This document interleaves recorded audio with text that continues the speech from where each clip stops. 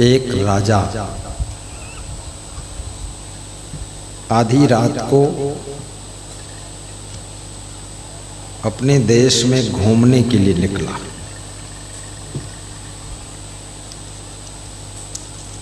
जब राजा घूमने के लिए निकला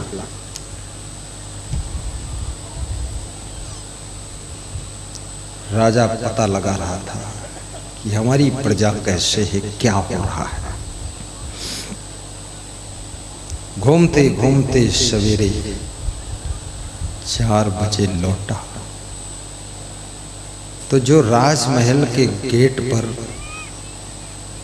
गेट कीपर द्वारपाल था,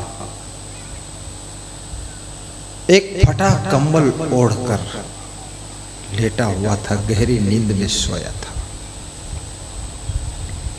उसकी ड्यूटी पूरी हो गई थी, दूसरा द्वारपाल आ गया था, अब वो सो रहा था।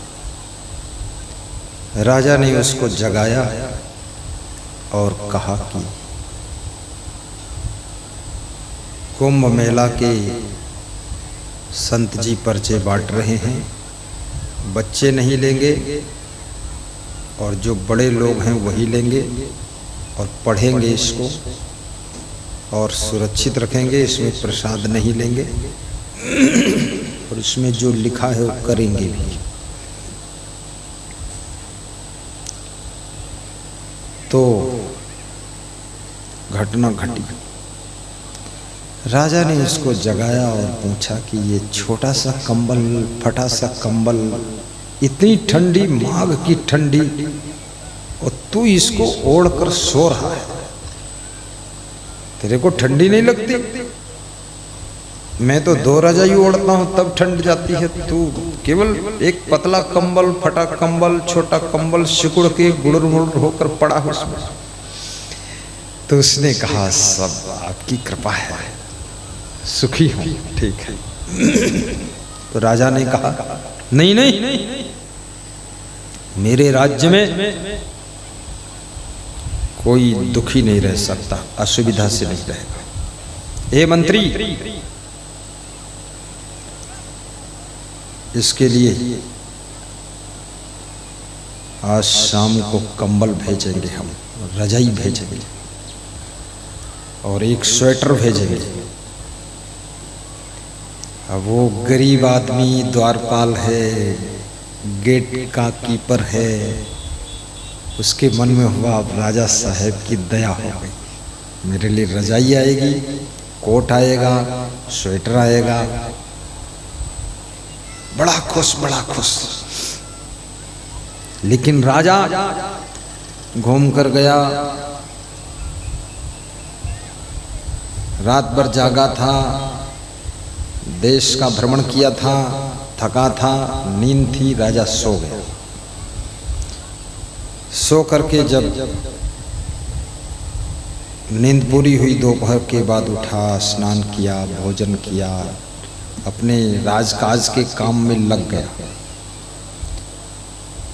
राजा भूल गया कि उसको रजाई भेजवाना था, सामान भेजवाना था, स्वेटर, कोट। राजा बिजी हो गया। कभी कभी आप बिजी हो जाते ना, बिजी होने पर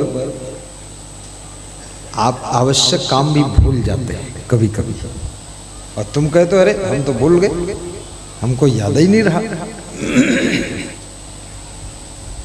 भूल को माफी करना पड़ेगा, क्या करो। राजा रात में आराम से सो गया अपने राजमहल में। सवेरे उठा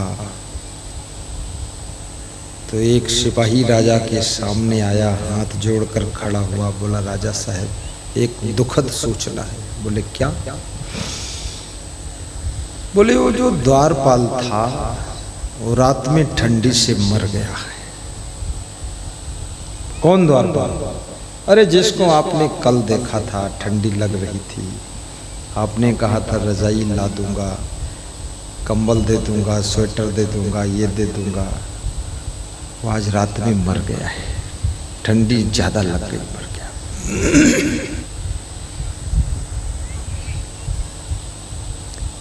राजा के मन को चोट लगी, अरे हमने कहा था हम पहुंचाए नहीं और मर भी गया, मेरी बात झूठी हो गई, चलो चलो उसको देखता हूं। तो राजा देखने गया उसकी लाश को। तो छोटा सा कंबल, फटा कंबल, पतला कंबल ओढ़े हुए उसी के अंदर वो लिपटा हुआ था और लाश पड़ी थी। तो राजा ने कहा इसका कंबल खोलो। कंबल खोला, उसके अंदर एक लेटर लिखा हुआ रखा था। उस लेटर में क्या लिखा था? पढ़ने जैसा लिखा है, सुनने जैसा लिखा है, समझने जैसा लिखा है।